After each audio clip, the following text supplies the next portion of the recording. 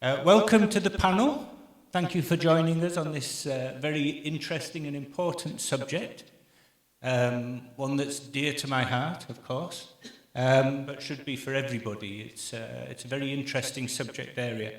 I'd like to say that I'm here as the moderator of this panel because Chidi, Ajuzi from WTES, who was supposed to be moderating the panel, had to turn around at Ethiopia to go back to Nigeria. So unfortunately, he's not here. I know he'd love to be here. He's a very regular participant at our events and plays a very active role. So I know he would do a great job. I've got big shoes to fill. Hopefully I can do that for you today. I'd like to start the session really by allowing our panelists to introduce themselves. Give us a little bit of a background on where they are and what their thoughts are with regards to the subject matter for this session, which is looking at infrastructure from the perspective of are operators stronger as a result of the presence of netcos, towercos, servicecos, and others. And we have good representation from the Towerco side here today, from both Minara and from Helios. We also have from Camusat on the serviceco side of things, and then Naoll on the end is here representing what it means to the end user as such, as a purveyor of financial services and a user of a vehicle which is ICT to get his services to market. So it will be interesting to get Naoll's perspective on, does he think that the introduction and the inclusion of Infracos, netcos and servicecos improves that delivery vehicle as far as his ability to get to market is concerned? Or is it better, as we've had in the distant history, where the MNOs managed the process of infrastructure and service delivery from end to end previously? So I'm going to leave it at that for now and allow the panelists to introduce themselves, and then we'll get into some questions. And we'd like some questions from the audience. I'll try and make it as controversial as possible so that we have some interesting perspectives. But let me start, if I may, with Amani. And Amani, if you'd like to introduce yourself to the audience. Thank you, Adrian. My name is Amani Keenja. I'm the head of projects for Helios Towers, Tanzania. And my key responsibilities are to deliver projects, value-added projects for our customers, also to take into consideration their needs, the community's needs, and the needs of investors in the business. And we do that through best practice project management principles and process improvement methodologies, as Gokisa earlier said, Lean Six Sigma, which is now our culture.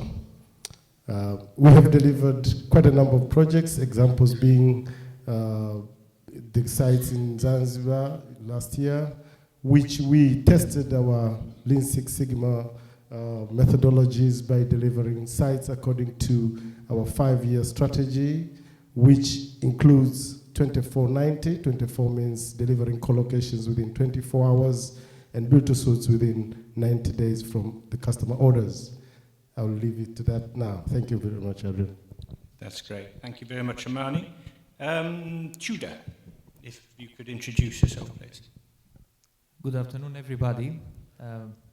My colleagues and I, we have the very interesting task of keeping you engaged just after lunch. And I think this is never a very easy task, but the outsourcing and the partnership topic is very interesting, so I think we'll manage to do it. My name is Tudor Samuila, and I have the privilege and the responsibility to lead and manage Minara. Minara is a tower company that offers shared infrastructure to clients in Tanzania. We have today 1,506 sites, and we have clients that range from mobile network operators to radio stations to internet service providers, community radios, pretty much everyone who can use space on a tower and power and some footprint on the land. Most importantly, Minara is a team of great 68 people, and then an indirect employment of almost 2,000 if you take all our outsourcing partners and security companies and so on. And I hope to make a contribution to this discussion. My career up to now took me in various parts of the telecom value chain. I started to work with telecom operators. I worked after that for companies that build telecom infrastructure, and now I work for a tower company. So thank you, and looking forward for an interesting discussion. Thank you, Tudor. Thank you. Richard, please introduce yourself and a little bit about Camusat.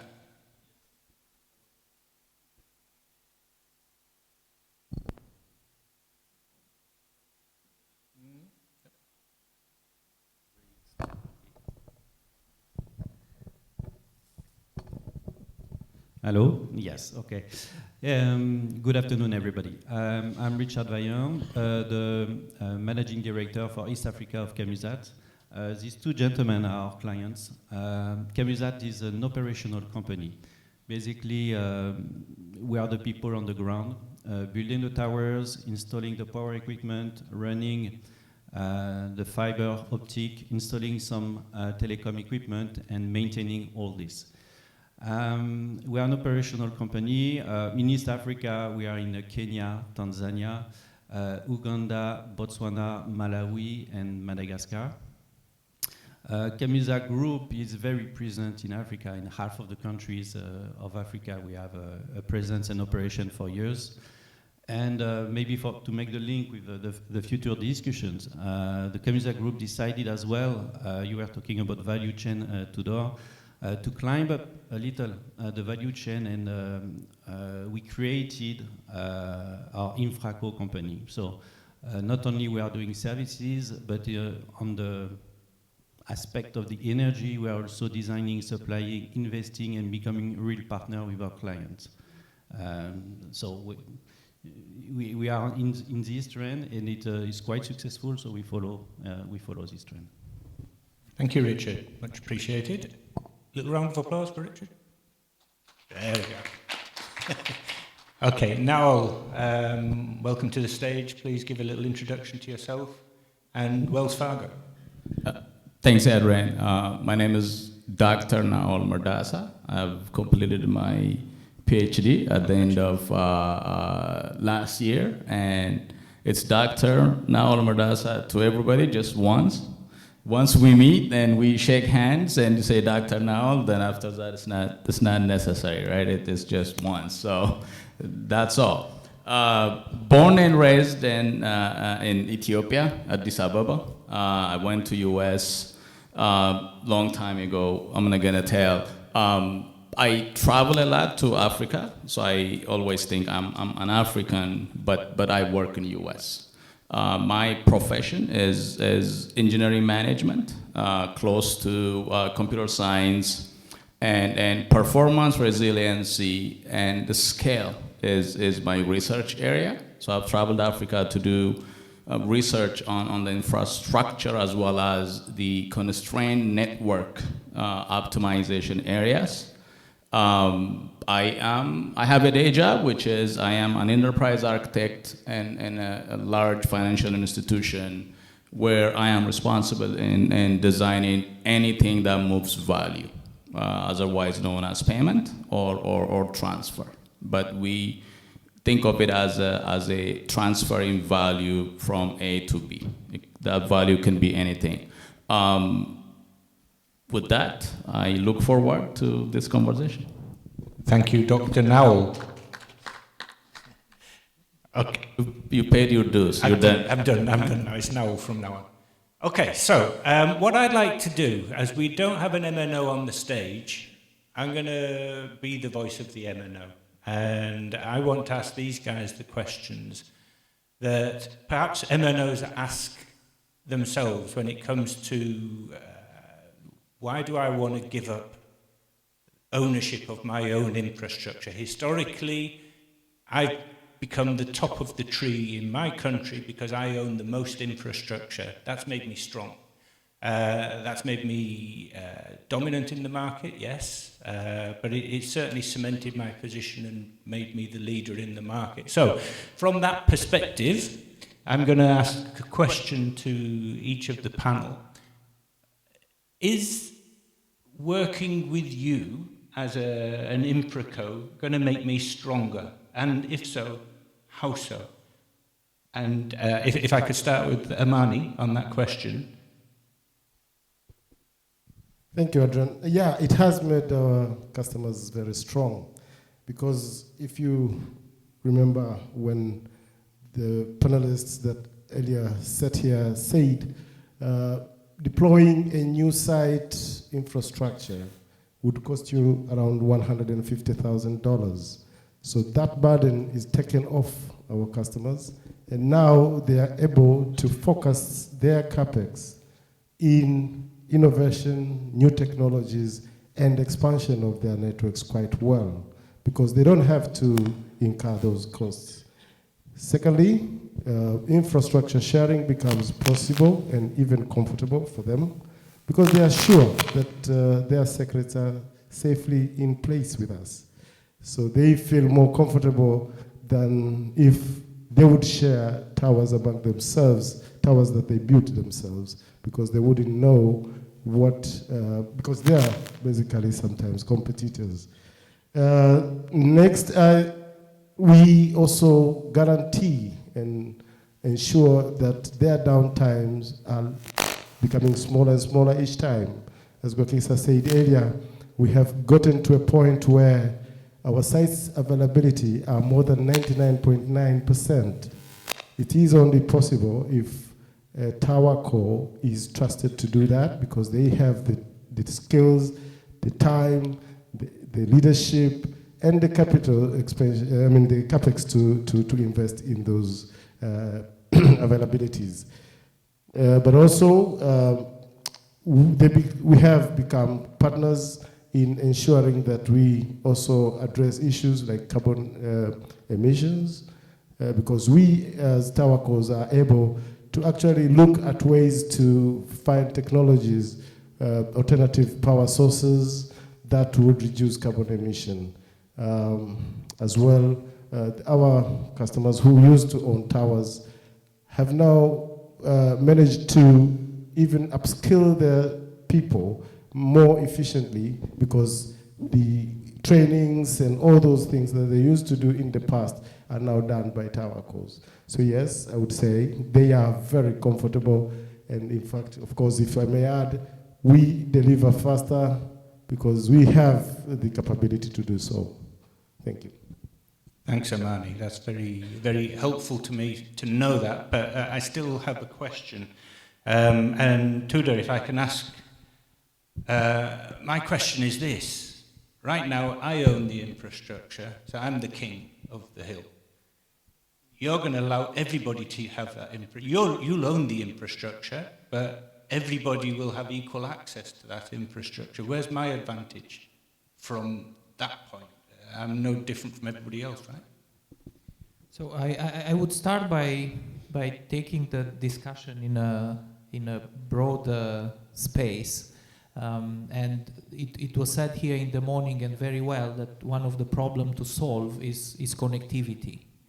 And the numbers are actually quite shocking. The population on the continent today reaches almost 1.4 billion. And we have slightly above 600 million that are connected to the internet. And though these numbers doubled since 2015, it's still very low. It's still half of the population that is connected. And I would take it even further and say that the end of the game is not only connectivity, but what services we offer. And there are plenty of opportunities of things to offer on top of the connectivity, thinking of education, thinking of financial services,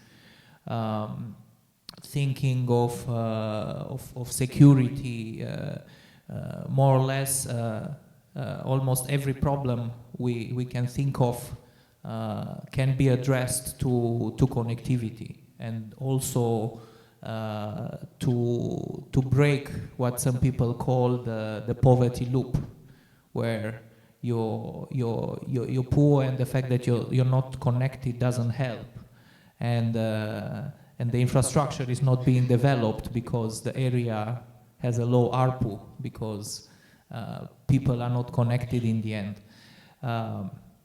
That would be the first aspect I would like to share. The second one would be if we think of the industry, of the history of different industries. A lot of industries start with vertical integration to prove the concept. Think today of an industry which is in the beginning, which is space industry. The companies that are successful in space industry today, like SpaceX, for example, they do an incredible work of vertical integration. They do everything. It was the case for telecom in the 90s and in the years 2000. And naturally, as the industries become mature, we move from vertical integration to specialists. And to come specifically to your question, I think there is an opportunity for MNOs, and a lot of them are taking today this opportunity to focus on the real upper part of the value chain, deploying radio networks that are more and more efficient, going towards 5G, starting to use the very deep and vast information they have about the clients, building data warehouses with, I read somewhere, up to 5,000 knowledge points relative to each customers, and then putting some strong AI to use those data points in order to build services like credit rating, financial services. And that specialization and challenging the over-the-top players is only possible if the infrastructure is easily available, fast deployed, as my colleague said, comes at a good cost, and that good cost can only come from infrastructure sharing, and with a very good performance. My colleague mentioned network availability. Okay. So in a nutshell, we need to think at the value chain as a whole, and what problem the value chain tries to fix. In our case would be connectivity and services on top of connectivity. And then we need to think how we can make that value chain richer. And that would come through innovation, and innovation needs specialization, would come through efficiency. Efficiency needs specialization, and would come also with the ability to react fast to technological changes or social changes. That requires, again, specialization. Okay, thanks, Tudor. And I think what you're implying is that as a service provider, I should really not be focusing on owning infrastructure, but developing services. So that's understood. Richard, My question to you, in the same vein. Yes. There you go. Testing. My question to you, in the same vein of does working with Infracos and service codes, etc., make an MNO stronger? With my MNO hat on, is why would I want Camusat to do my services when I've got a whole team of people that I employ, and B, they have pensions with me, so I've got to keep them. How and why am I going to put my services in your hands, and how is that going to make me stronger? Well, Mr. MNO, the fact is that you are in a very special market. These last 2 years, we've seen worldwide inflation, and one of the only sectors where we didn't see an increase of price for the end user is the telecom. So meaning your costs are rising, but your sales are not increasing. And you're doing that, and I hope you find your interest to answer your first question, because you initiated this movement more than 10 years ago. It's very intense in East Africa, where we have seen a lot of operators selling their towers to the Towercos and developing 100% of the new sites with the Towercos. So you find your interest in the fact that your capex, you can invest it in your network and in your equipment. After, yes, you are not anymore the only master of your network, but we saw that this infrastructure is very costly for you.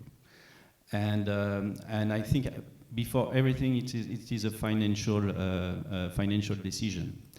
Plus, the telecom operators are very frustrated to see that the hard work, the hard capex benefit more to the content seller than themselves. And there was the last event of Extensia, which took place in Ethiopia, and it was really great, very fruitful for me. And clearly, you had one big operator, Safaricom, to not name it, and say, the motto is, we want to move from telco to techco. We want to take all these high value-added services, because now to have the infrastructure doesn't make us money. So M-Pesa is obviously, the mobile money in general, is obviously an activity where there is a lot of value-added cash coming in.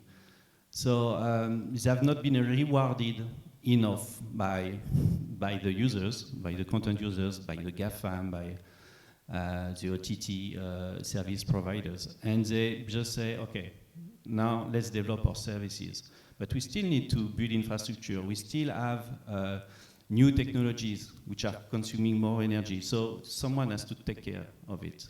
And that's what the Towerco and Camusat as an Infraco on the energy side are doing, just to maintain, to help them in their development. So why? Because of the market, I would say. Excellent. Thank you, Richard.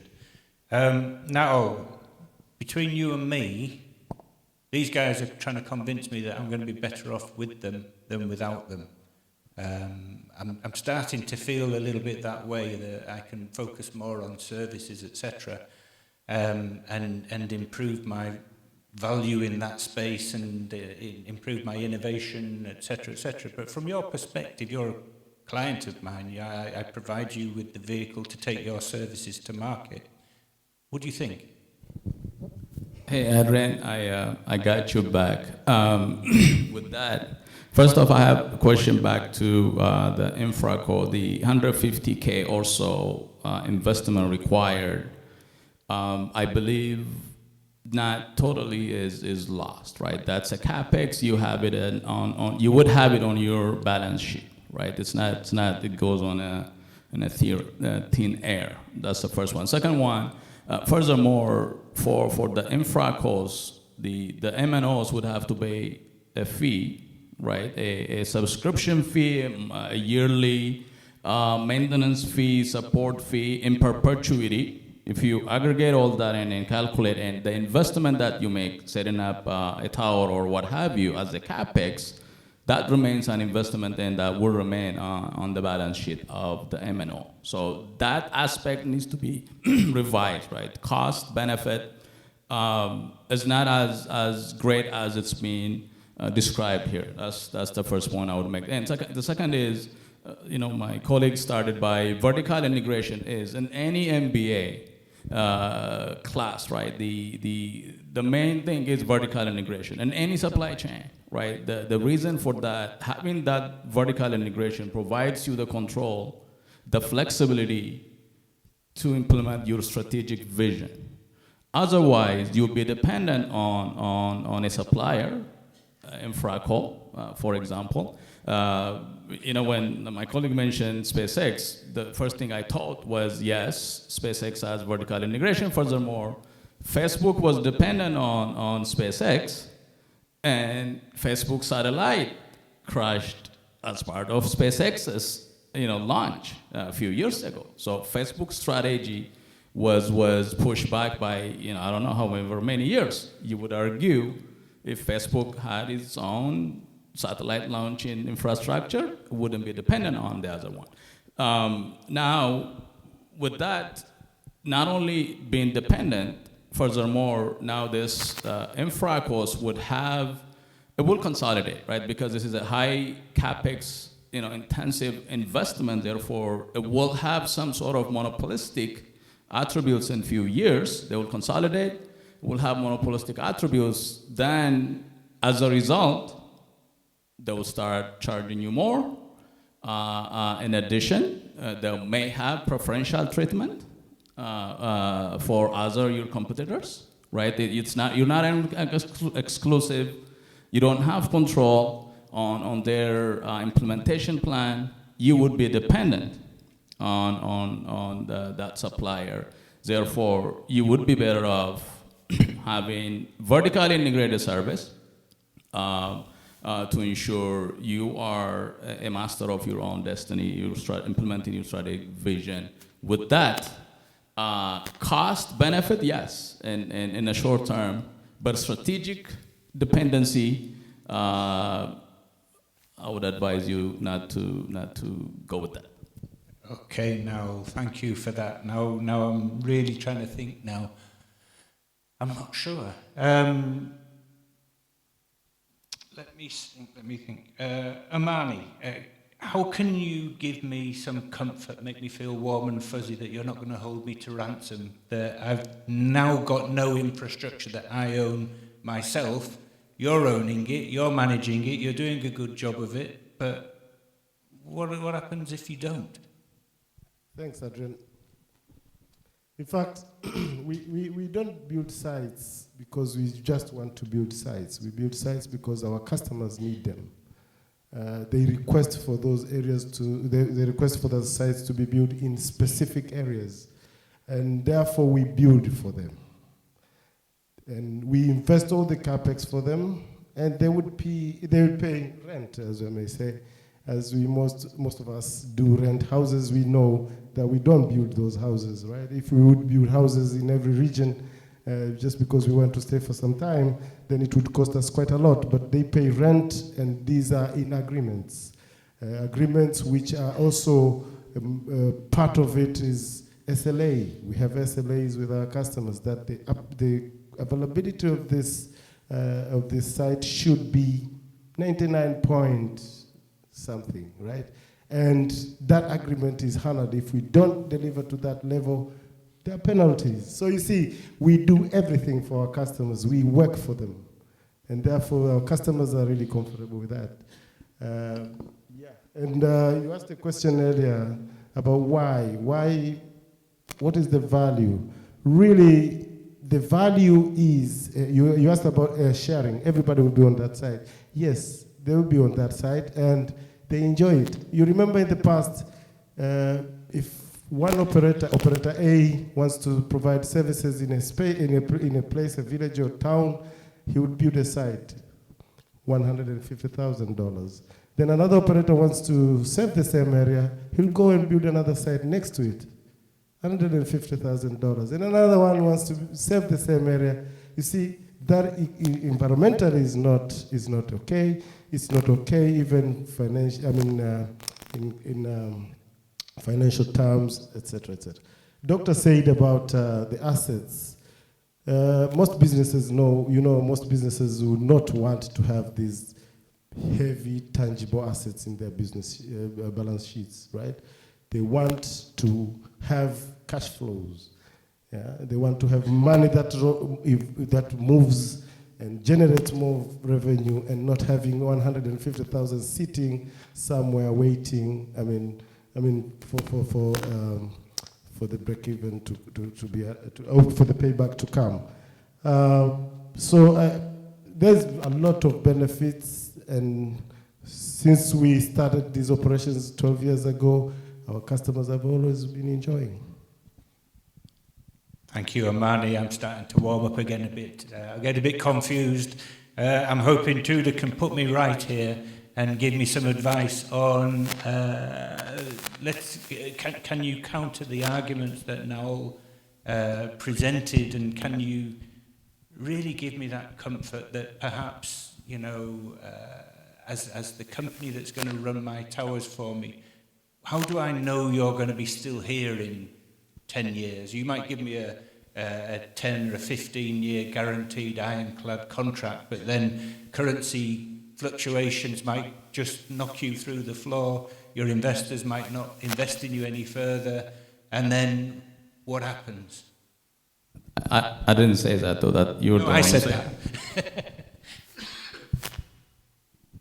Yeah, so you're asking about the reliability of the Infracos. Sure. Well, I think finance people would answer very easily this question, because Infracos are a very solid business. That big balance sheet,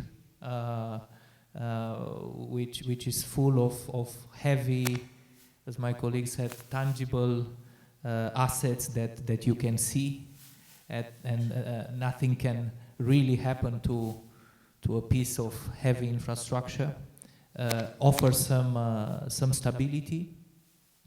There is also a stability of revenues that the Infracos are having. Usually Infracos, in order to be able to finance these assets, are entering into long-term contracts with their clients, and that's a revenue that is highly secured and predictable, especially as the customers are companies with usually AAA rating. And if you want, just in one phrase, this is recognized by the stock market when you check the multiples that the Infracos are having.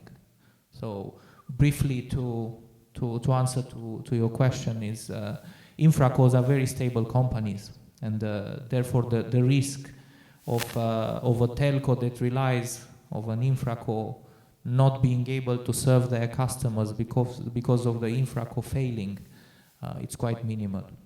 Okay, Tudor, thank you very much. Now I'm really starting to warm up to the Infracos, but I want to ask Richard, you're not an Infraco, you're a service co. You're not sitting with big metal assets that are not going to blow over in a cyclone or fall over or have any problems. So that's another question, but it's another time.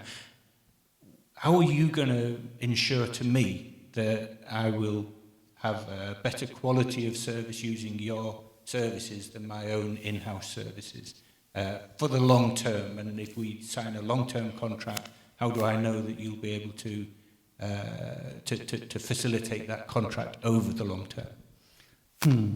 Alors, what we are doing as a service co at people on the ground is kind of the most risky. We visit the whole country.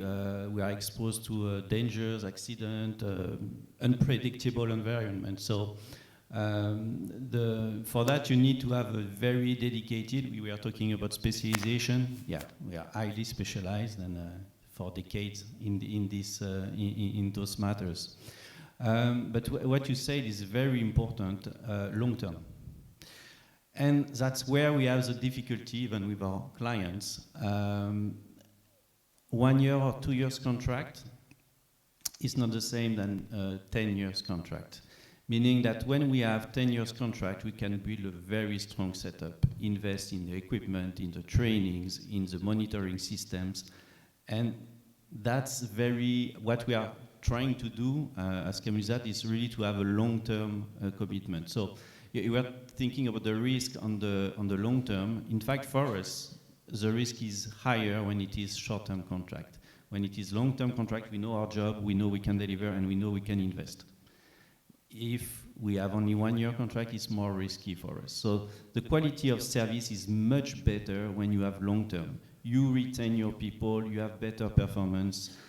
Your team knows well the team of the client. Even if there's turnover, you have implemented some processes because you had time. I heard about the Six Sigma. For example, we as well, like some of our clients are more qualitative clients, we are going the way of the Six Sigma. ISO certification in all countries. So because we have visibility. And once we have long-term commitment from our client side, I would say the risk reduces. It's more the short term for us, which is risky. Okay, that's very good, Richard. Thank you.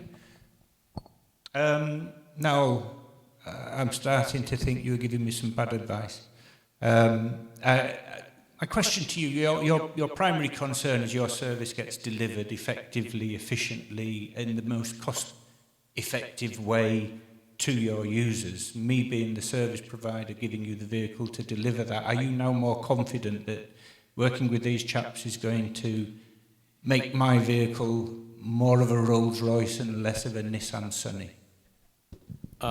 Not there yet. I remain on the other side. My advice to you is, if I ask you on SLA, if I have expectation from MNO, they cannot guarantee and promise because they are dependent on the Infracos.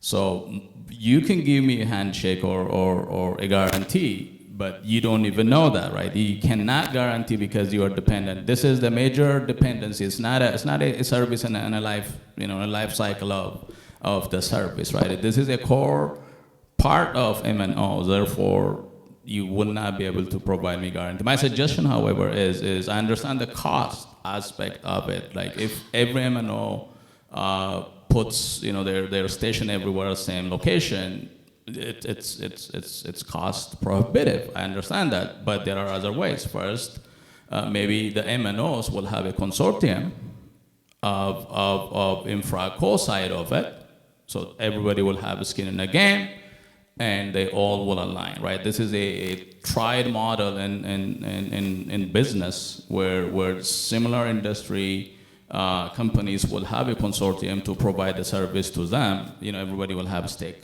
and skin in the game. That's one approach they should try. The other one, I truly believe that infrastructure such as telecom infrastructure is a utility. It is not a business, it is a utility, like similar to a highway, a bridge, and the like.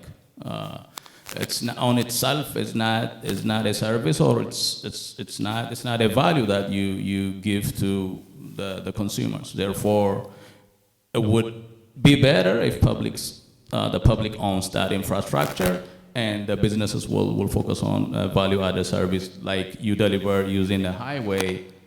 You deliver your product and services to the consumer. A highway, mostly, I would say, is a public utility.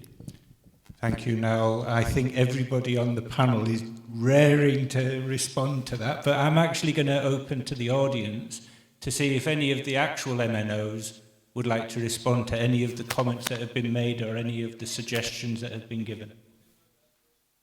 MNOs or otherwise.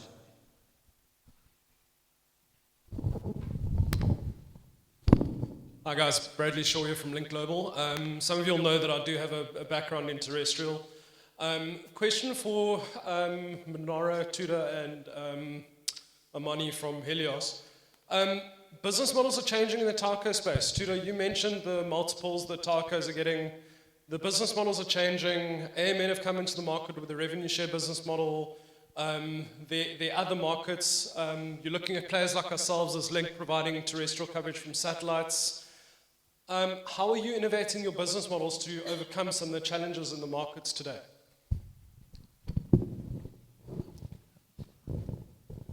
The way we would look at things is that changing the business model would be a reaction to a problem or to an opportunity. You mentioned the revenue sharing model. It's a model that came as a reaction to the deployment of rural sites. It's largely the case. And to continue with that example, it was not very successful. There are plenty of markets in especially Central and West Africa where the revenue sharing model failed because the revenue was just not there to pay for the infrastructure that was built. On a general note, what I would say is there are certain changes that can drive Towercos to change the business model. One is the 5G that starts requiring on top of more macro cells, also a lot of small cells and indoor coverage. And that technological change might require some change in the business model. Other disruption in the space that could push a change in the business model would be the degradation of the grid and other challenges related to delivering power, like security challenges. And that could drive the apparition of ESCO, what my colleague here is doing a lot.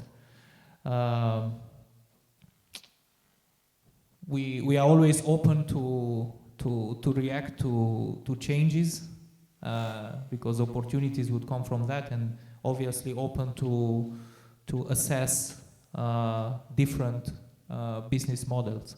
But what we would always do, we would try to be always very disciplined in assessing any new business model and any new business in general, in order to make sure that the business stays solid and reliable for the future, going back to a previous question.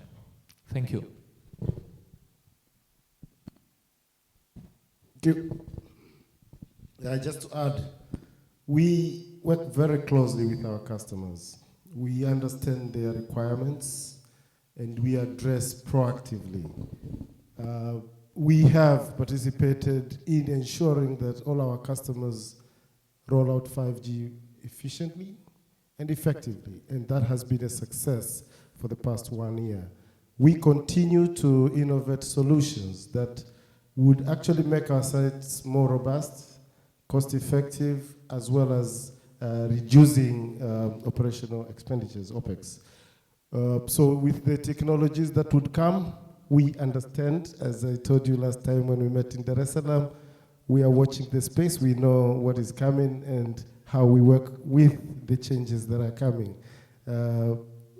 We are very comfortable that with the way we are set up and the way we innovate our solutions, we are in line with our customers' requirements so far.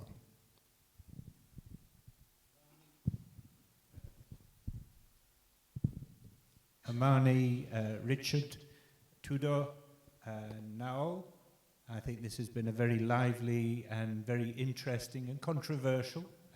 We've shown different perspectives, and I'm sure that there'll be more conversations to be had outside of the room and outside of this panel. But for now, I thank you all for your time and for your inputs, and thank you very much. Amani, Tudor, Richard, Naoll, thanks once again for a fantastic panel. Thanks, Adrian, for brilliantly moderating this as usual. Round of applause, please, for Adrian, Naoll, Amani, Tudor, and Richard. So now that you've stirred up quite a bit of controversy, why don't I invite you to join the audience and also stir up some controversy in the audience. Thank you. We now move